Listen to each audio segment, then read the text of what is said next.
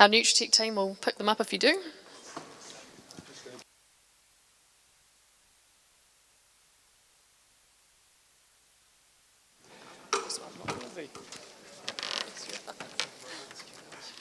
Hello.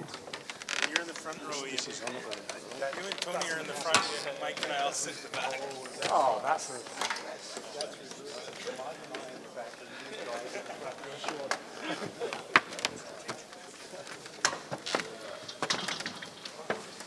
Shouldn't we go in the order the speakers presented? Well, I thought there was a front and back row. Good man yourself. Now we're looking a little bit more like it.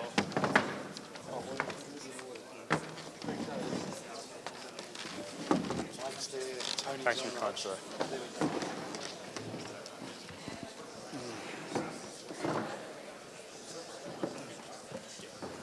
The mic's on when I pass it over, I think so.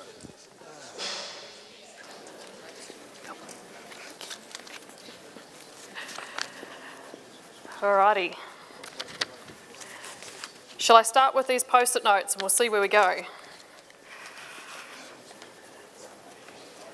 So the first question is for Greg, and anybody else is welcome to chip in too. There was a nice picture that you had there, Greg, on your little pumps and your sodium and your bicarbonates.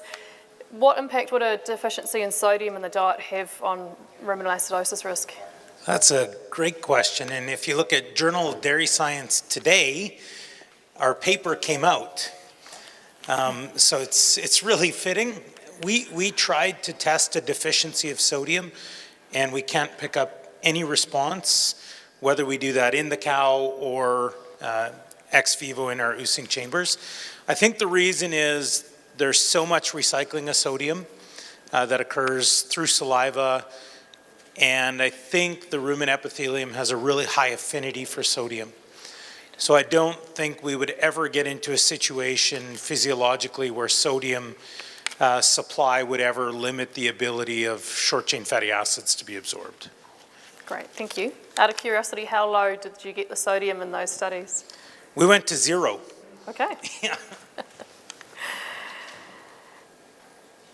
Okay, so next question is... Do you mind if I just make a comment on that? Yeah. I think it's important to differentiate the role in the rumen versus the stimulatory effect of sodium as in salt, as in eating, so just so people don't get a mixed message around the question. Yeah, so don't drop the salt out of the diet is what we're saying. That's right. Excellent. There's a question here, is there any research done with Levusel and lameness in small ruminants? So that would be a Tony question.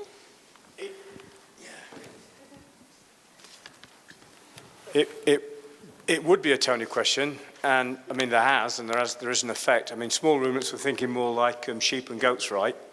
Yeah, I have some documentation on it. The issue with the lameness is always wondering whether it's coming internally from metabolic or insults, or whether there's something else physically going on or it's under wet conditions, so you just have to differentiate.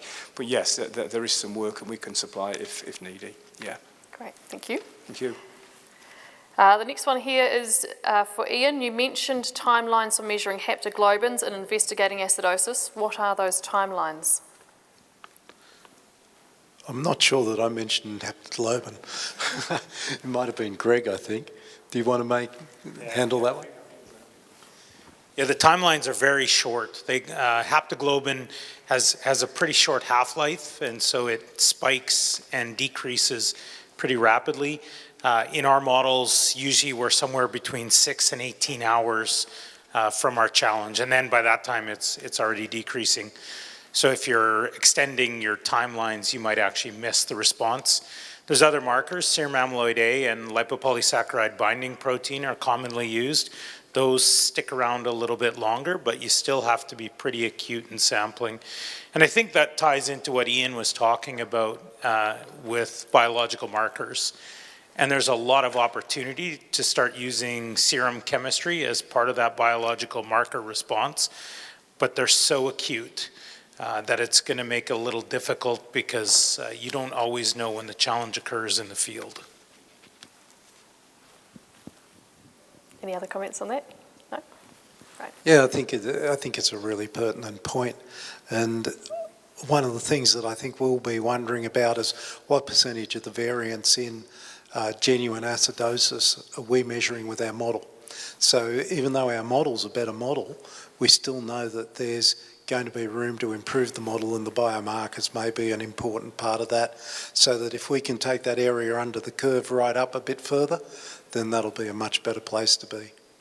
Great. So the next question, and I guess I'll make a few comments first, is that relating to the NDF, and this might be a little bit of yourself, Michael, is our laboratory testing in New Zealand is still quite basic, and largely we get NDF, ADF and lignin on a standard feed test. So we've got a long way to go in terms of those NDF fractions. And so sometimes I think we're applying a little bit of our Kiwiism or what we see in the field to those NDF numbers and that physically NDF component. I guess some sort of guidelines, we've obviously got a cow that's going to swipe a mouthful of grass. It's going to be a long fibre length, but the physically effectiveness of that is going to vary depending on that pasture at the time. So do we chuck 70% physically effective on a lush pasture? Do we chuck 85 on a dry pasture? Some sort of in the field, rough and ready guides for us on this physical effectiveness when we've got quite crude measurements in the laboratory. Yeah, no, important point. I suppose in Ireland we're in a similar spot at the moment. We've only began that body of work with Cornell. We're seeing nice outcomes from it, and we're hoping to upscale it now across the country. In the US too, they've had good success with NIR. I know Tony alluded to it earlier, but they've taken a lot of wet chemistry using those methods and have successfully predicted it with NIR and continuously calibrate their equations. So room for growth there.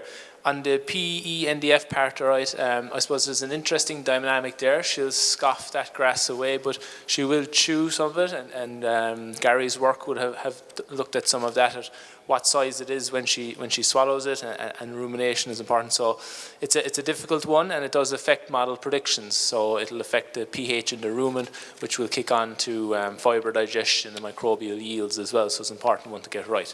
But currently we focus on the feed library values, which are around that 65-70 PE NDF of the grass, and it seems to predict well when we use those figures.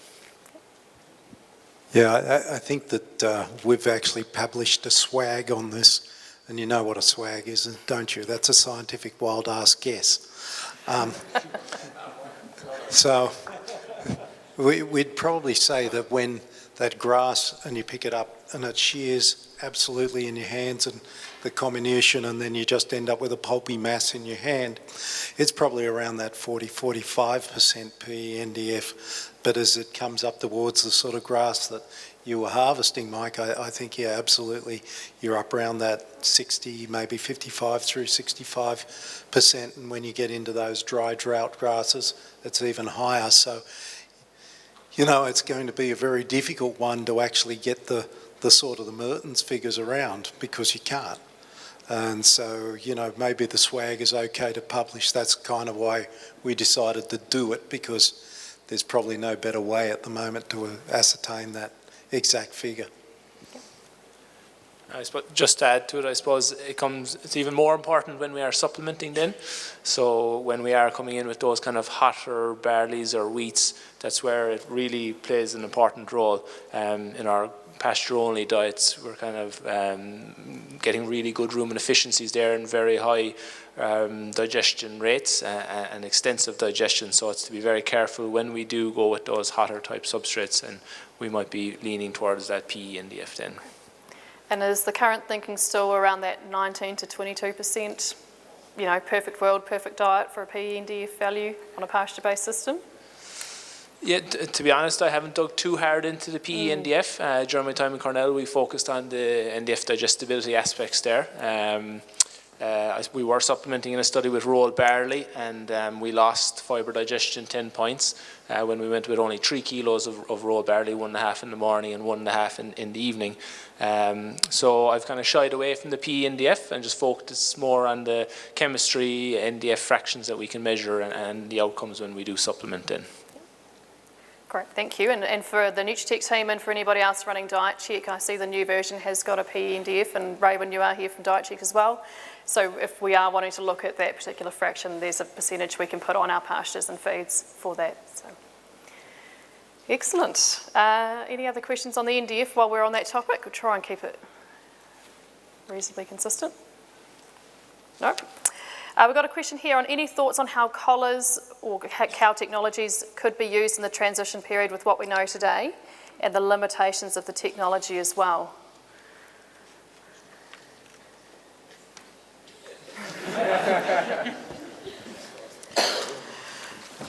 So we do use collars quite a bit on our farm. To be honest, I don't pay that much attention to rumination unless I get alerts, and the alerts I'm using as a secondary tool to evaluate our farm staff. So if we get alert, usually it's because there's too long without feed, and so then there's a change from normal behavior. The other place we use our collars, they have activity monitors, is to assist in estrus detection. And I think that area is pretty well established, at least within confined systems. I have the assumption that they're also reasonable under extensive situations, but I don't have that experience personally. Yeah, I think the collars have been a terrific success for a lot of our clients. They've really responded around the reproduction area.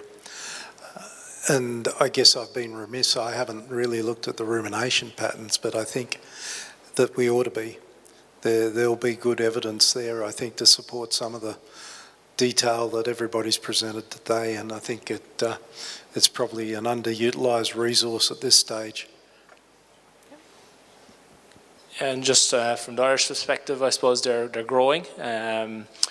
Mainly from reproduction point of view, also from a health, and I suppose the shortage of labour is really pushing producers that way. We're under a bit of a pinch in Ireland, and they seem to be a tool that can help there with that labour demand. So.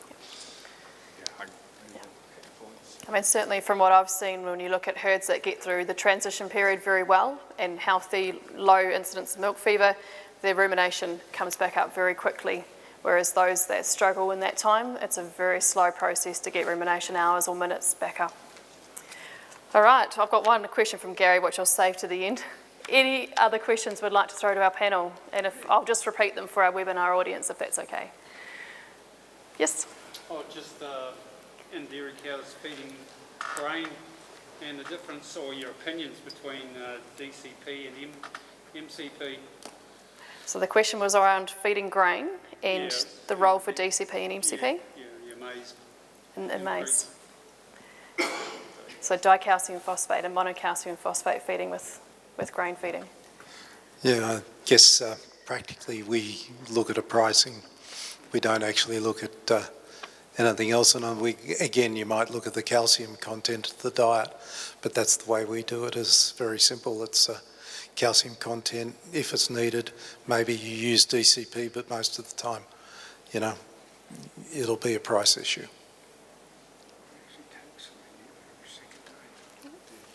Other questions? Yes, Francois? I just got a question relating just to New Zealand system, and I think a lot of your work has been done on TMRs. But I suppose I just came to a conclusion, and I just want sort of your take on it. Is a lot of our cows pre-calving have been onto those 90% sort of diets that have been advised to us, so that we don't get into milk fevers and those sort of clinical problems after calving. So we're already reducing intake, I suppose, willingly to get those cows to transition better into production. So we, put sort of straws or whatever we try to find, which is a sort of high fiber, and then we let those cows loose on extremely lush pasture like you've been showing us. So I mean, we are basically creating the perfect storm for ruminal acidosis, are we? So the question here is high fibre transition diets with relatively low intakes and then letting them loose onto pretty lush pasture post-calving and the impact of that. Yeah, I think again it's about ration balance and looking at what the cow requires.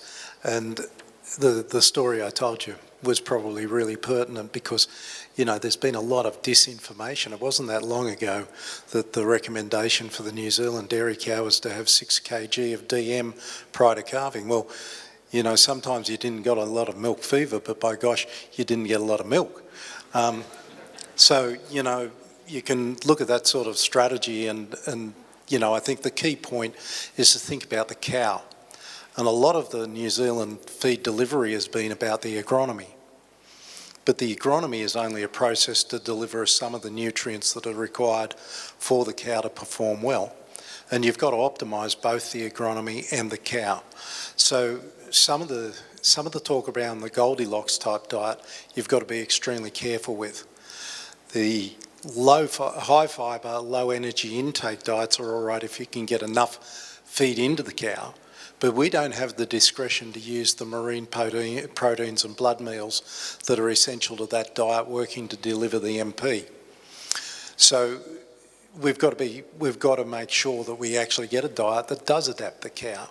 It's not about unadapting the cow, it's making sure that there's an appropriate adaptation. It's certainly not a 26% starch diet.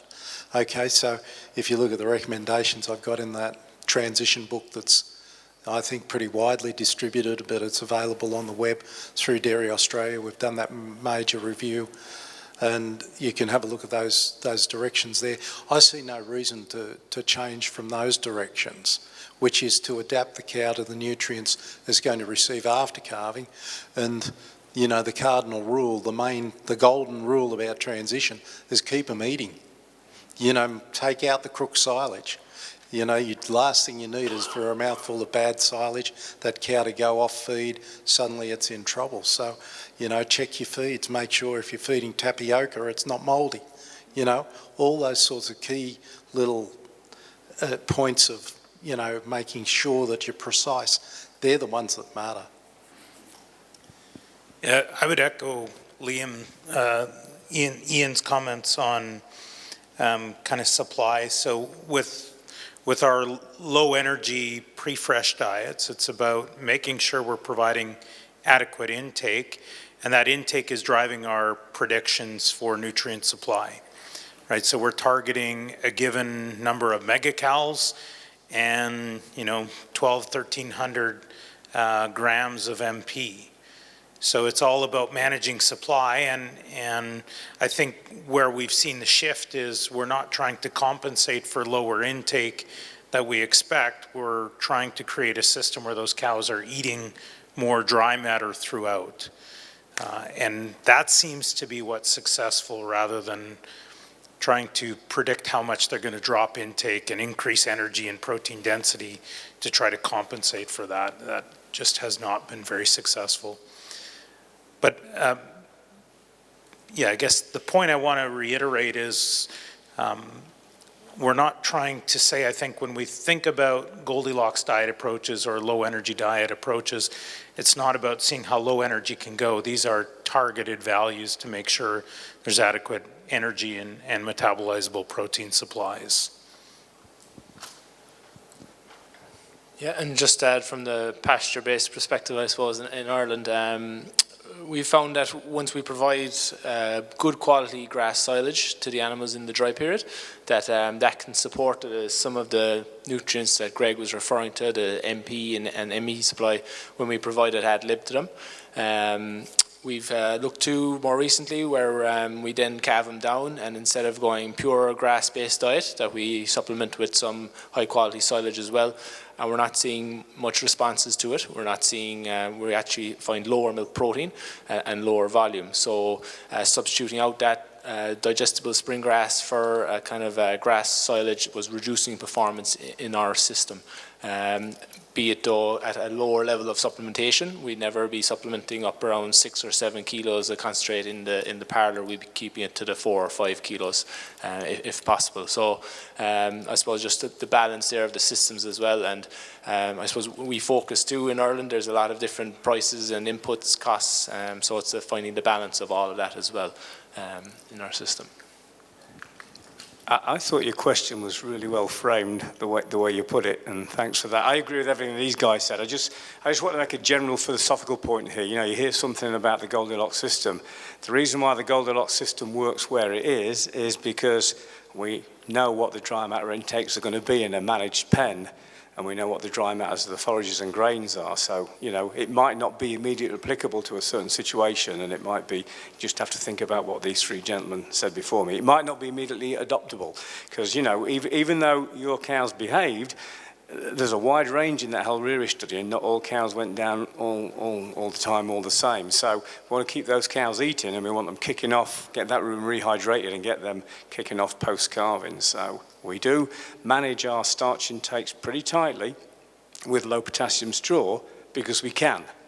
And if it's easy to do, you can do it. And if it isn't easy to do, you've got to talk with your consultant and make sure you've got a game plan in like Michael laid out in practice, because it might not be that easy to do it. And so grass silage might be a more measured way of doing it, using a resource that's been ensiled rather than taking a chance through grazing. So you've got to cut your cloth accordingly. Because where I was hearing you going is we want to be careful not to manage a deliberate lower dry matter intake before calving and then try and get them springing from that right. So that was a great question. Thank you.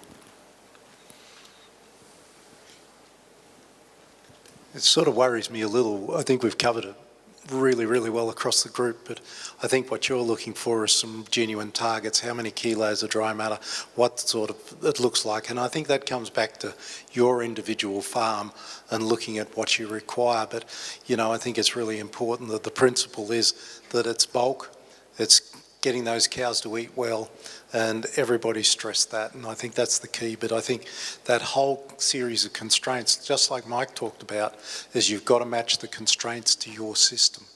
And, you know, each system, there's a good solution. There's a really good solution for each system, but you've just got to go through that for an individual process. Can I just add to that? 'Cause I think that's important what Ian said. I'm sorry we're labouring this, but it's such a good question. So the Goldilocks diet is coming from an area where we're all maize and corn silage based. Remember what we said about maize and corn silage, high mushy shell corn on a stick. So most of what, certainly I'll speak for me and Greg, we're trying to manage is cows that are not in a really thin body condition score lactation, so we're going to have to be really canny how we measure them in the far off dry period, and then still have that pretty tight and managed with the Goldilocks diet 3 weeks pre-calving. Does that make sense? I confess I don't know what the body condition score of your animals are, so they might be thinner to what we're used to working. So in other words, we're almost trying to control that starch and NFC input a little bit because our cows are drying off in a really fit body condition on those maize silage based diets. You may have different body condition scores you want to consider and how you want those cows to go through the dry period. I mean, I just come back to my point, it's simplistic and not profound. Just because you hear something from a speaker, it might not be immediately applicable to your circumstances. You just have to tease it out a little bit like you're doing with questions. I know exactly where the pounds of dry matter and kilograms of dry matter need to be to be in line where Greg was, but as Ian said, that might not be where it needs to be for you. Did you want to add? Yeah, I guess the only other part I would add to that is a full rumen is pretty hard to disrupt. And I think that's the benefit of ruminants. We kind of joke, or I joke with my students, you can put 10% of anything in and you can't measure a response because the rumen is so robust. And that's really what we want to happen for grazing cattle or confined fed cattle. We want to keep that rumen full, keep it working, and allow it to manage some of the variation that happens with feeding behavior. So if you are feeding an appropriate energy density for the type of cattle you have and you have adequate dry matter intake, I think the other thing to think about is how big is the change as you move from that pre-fresh period to the post-fresh period. And I don't know what that should be for sugar. We do manage that for starch, but your numbers might be a little bit different than what we would see.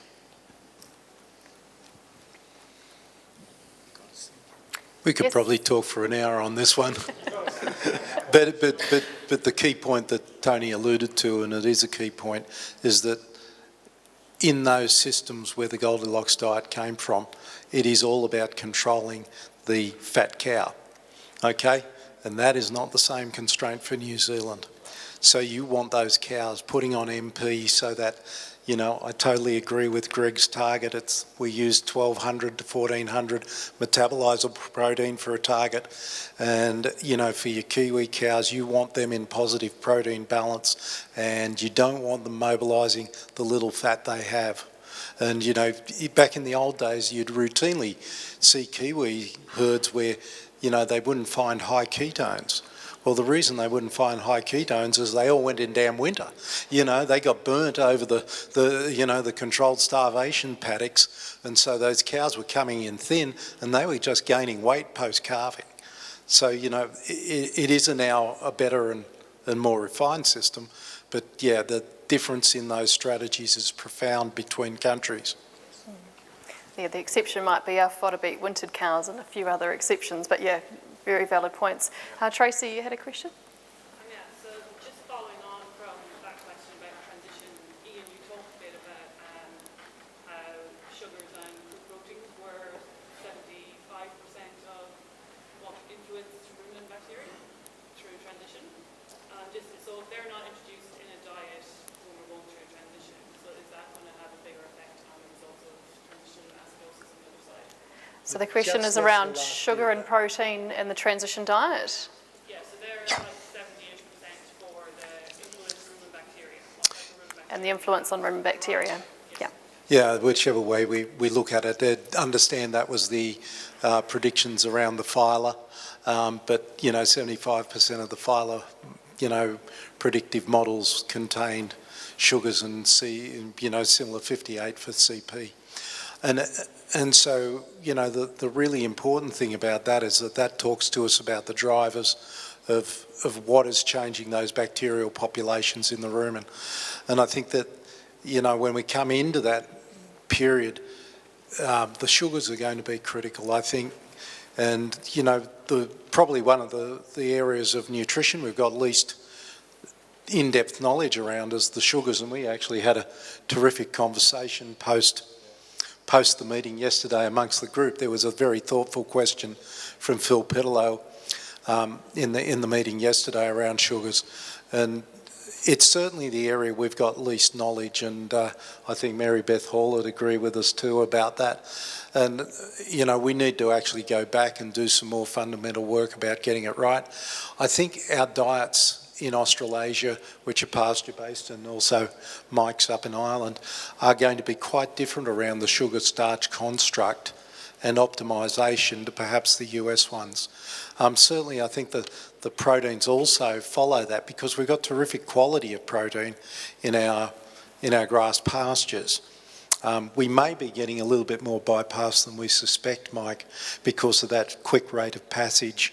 And if you go back and you do some figures around, you know, the sort of breakdown rates that have been suggested, you know, with 85% being rapidly soluble at times, you know, we are clearly, I think, delivering better than that.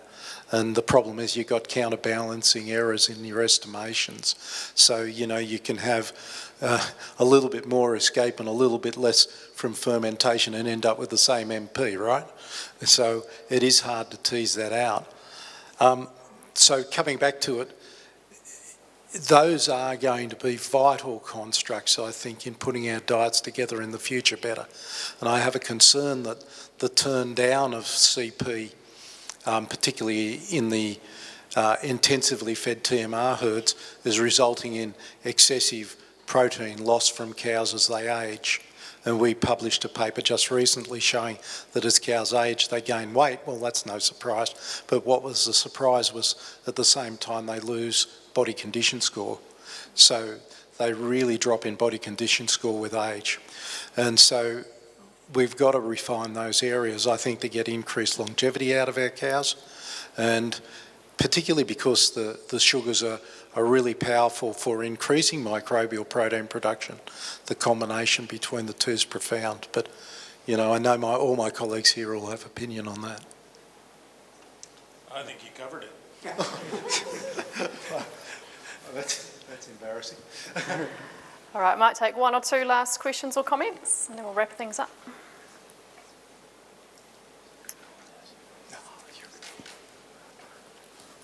No? Last chance? Hey, well, with that, I will just say thank you very much to everybody who has travelled to be here today. And, yeah, oh, you did have one question. He wrote it down on the post-it note to try and disguise who it was, but this is from Gary. For Tony, which glass of silage tastes the best? That's yeah. Well, although I laugh, Gary, it's kind of interesting. I didn't taste them, but as you would know, and you all would know, there are different types of fermentation out there. So in my world, if I'm walking around, it's always risky with a haylage, either grass or legume, soil contamination. Somebody's gone to the trouble of, unfortunately, re-inoculating that with Clostridia. So, you've got the unnerving thought of having at least butyric acid on your fingers, which smells like a dead rancid goat. There may even be biogenic amines that you don't want. So to your point, my friend, I try and do all my clean work on farm first, start with the haylage and finish with the corn silage. Because at the least it'll be lactic acid neutral. At the worst it might have a few esters in it and acetic acid. My hands will smell fruity. And then I always carry some toothpaste with me, just simple toothpaste, nothing fancy, not trying to put plaque anywhere. And then get cold water, wash my hands with toothpaste, go home and see my bride. Job is OXO, everything's good. So always go for the corn silage, mate. And thanks for the question. What a great... What's that person that did that nutrition scientist that did some of that nutrition, was he really called Belch? Oh yeah, Clive Bulk, yeah. I don't think they pronounced his name as badly as I did, but that was Clive, he was a great guy, yeah. And on that note, I would like to thank everybody, and especially to our speakers who have travelled a long way and you're heading back up to Auckland Airport tonight. I know we've got a carload heading to Manawatu and Northland as well, so appreciate you've got a very long day ahead of you. But yeah, thank you all for your questions, for your interaction. We'll stay in touch as well. Certainly would like to do this again at some point. And yeah, safe travels everybody, and thank you to all the Nutritech team who helped us.